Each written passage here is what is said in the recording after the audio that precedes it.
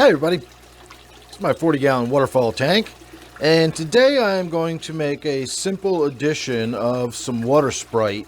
I pulled a bunch of it out of my wife's tank the other night, and it had some green cyanobacteria growing on it, some algae was growing on it, and I threw a whole bunch of it in a bucket and took the bucket outside and promptly forgot about it, and it sat out there for a couple of nights and got iced over. And I've since brought it back in the house. I shot a little video about it. In case anybody was wondering, I'm not trying to suggest that the water Sprite is hardy enough to withstand, temperate climates like surviving outdoors around here. But for one brief day or two being in some really cold water, the water Sprite itself did not freeze, but it was in water that had a skim of ice over the top. So the water Sprite itself was not frozen. It was just in very, very cold water. And I think it's going to be fine. It's still sitting in the bucket. It's been about a week now, maybe 5 days, and it's doing just fine. So what I'm going to do is, rather than treat it for the cyanobacteria, it's not like it would matter in this tank anyway. There's cyanobacteria in here already.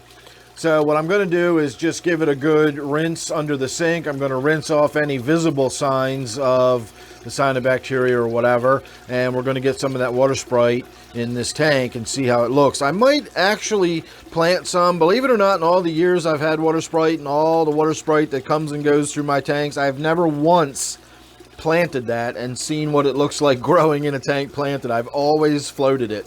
So maybe we'll have a look at that. But hang on half a second here, and we'll go over and have a look at what's in the bucket right now. Alright, so this is what we're dealing with. And there's plenty of it in here.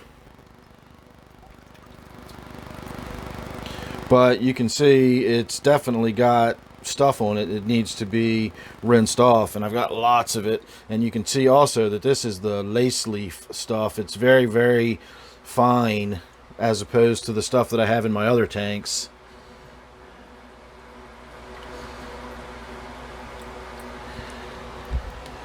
So I'm going to get to rinsing some of this out, and we'll get it over in the tank and see what it looks like. Alright, there you go. So not a huge change, but if you're familiar with water Sprite, you know that it will not take long at all before it starts growing upwards. In fact, you can already see some of that right there is starting to grow upwards. And that was just from floating in the bucket. So over time, those roots will sort of start growing downwards into the water. I'm assuming that my opaline gourami in this tank will probably chew on those roots. So that's kind of one of the things I'm interested in seeing. I'm also interested in seeing how well this water Sprite does under this lighting. It's got not an intense amount of lighting this far away, but it's got plenty of lighting for something like water Sprite to grow in, and it should do pretty well. And the lace leaf water Sprite should be interesting to see. I know that the regular broadleaf stuff that I have, when it grows emergent and grows up out of the water, it definitely has a very, very different appearance than it does when it's in the water. So it'll be interesting to see what happens when the lace leaf grows up and out of the water, because I'm assuming it's also going to have a very different appearance, although I'm assuming it'll also probably look very similar to the other stuff. Anyway, we'll find out one way or the other. So the other thing I did was I tucked a bit of it back behind this big rock right here, and it's kind of laying in the water right here, so we'll see if that doesn't actually start growing up and out, and we might get some water Sprite growing up and out of there. And you can kind of see this is a peace lily back there, also known as a Brazilian sword, and that's doing okay, but it's also kind of getting a lot of light and it's still adjusting to where it is. So we'll have to wait and see if I don't get some more larger leaves or fronds or whatever you want to call them coming up and out of there. And finally, on this tank anyway, the last place I put some was right in there. Not only do I have that piece of Anubias you can see, but I tucked some water Sprite in